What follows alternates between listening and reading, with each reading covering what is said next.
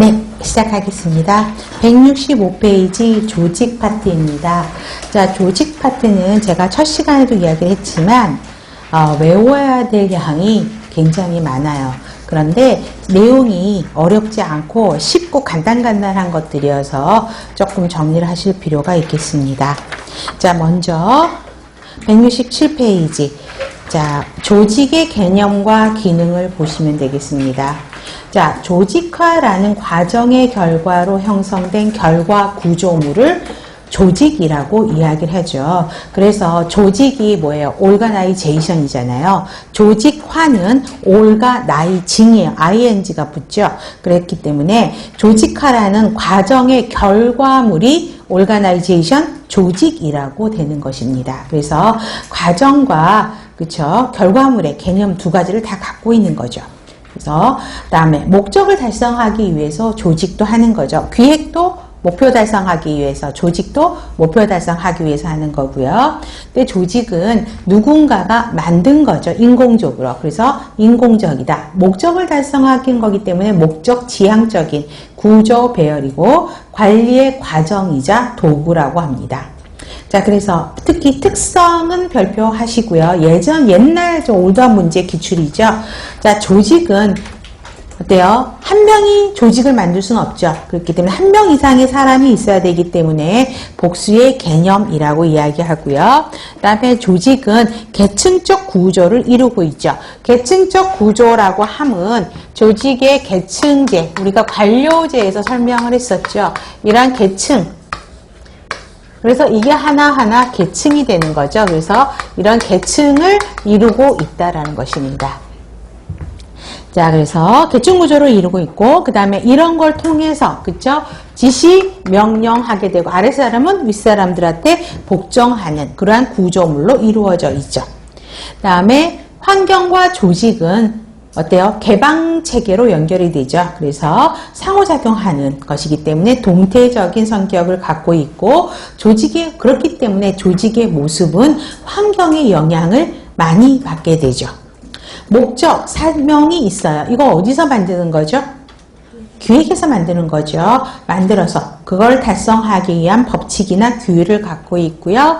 수명이 있어요. 그래서 조직의 목적을 달성하기 위해서 어떤 수명을 갖고 일을 하는데 목적이 달성이 되면 조직은 해체가 될 수밖에 없죠. 보시면 되겠고, 그 다음에 나머지는 흐름으로 보셔도 됩니다.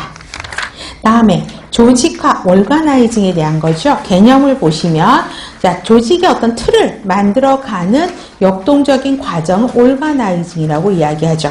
특히 3번 별표, 자, 조직이 막 혼돈이 와요. 그러면 자, 혼돈된 상황에 어떤 틀을, 프레임워크를 하나 딱 주게 되니까 어떤 조직적인 틀을 부여하기 때문에 질서가 부여가 되죠.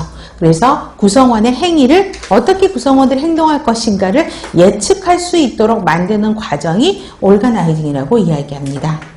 자, 그래서 조직을 형성하는 과정으로 조직화의, 그죠? organizing의 결과로 organization, 조직이 만들어진다. 흐름으로 보시면 되겠고요. 그 다음에 과정, 순서를 좀 기억하셔야 되겠죠. 그래서 그 박스만 기억하시면 되겠죠. 활동의 확인을 분류하고, 그 다음에 분업을 해서 부서들을 편성하고, 그 다음에 조정을 하게 되죠. 그 다음에 피드백하는 과정을 거친다라고 그냥 간단하게 보시면 되겠고요. 그 다음에 3번, 조직화의 원리입니다. 조직화의 원리는 굉장히 중요해요. 그래서 그 각각의 개념, 그 다음에 특징 등을 정리하실 필요가 있고요.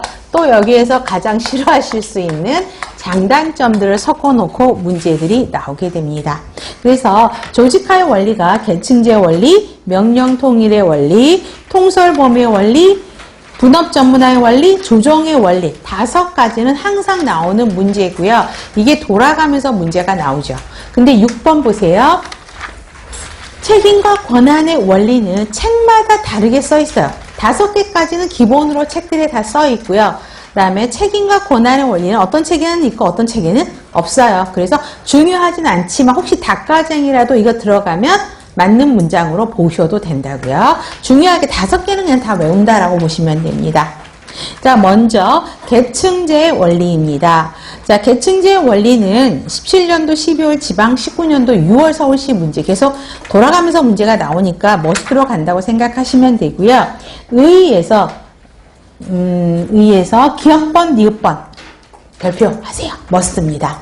그래서 가장 쉽게는 자, 기역번, 니읍번의 문장을 주면서 조직화의 원리에 어떤 원칙이 속하냐, 이게 시험 문제거든요.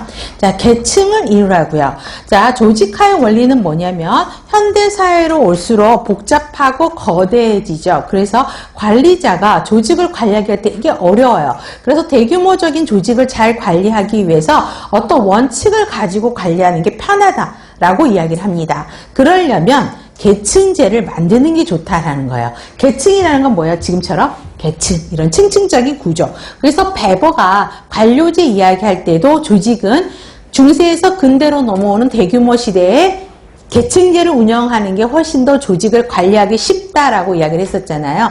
여기도 마찬가지입니다. 계층, 이런 층을 만드는 게 좋다라는 거죠. 그래서 기역번, 니은번이 항상 시험 문제에 나오고요.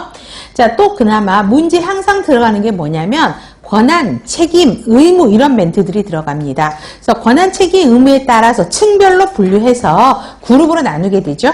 그 다음에 그 층 간에 권한, 책임을 배분하고 그 다음에 여기서 보세요. 이 사람들이 명령을 내리게 되죠. 명령 통일, 지휘할 수 있는 관리. 그래서 이거는 수평적인 게 아니라 수직적인 조직 체계죠. 그래서 수직적 동그라미 하셔야 되겠습니다.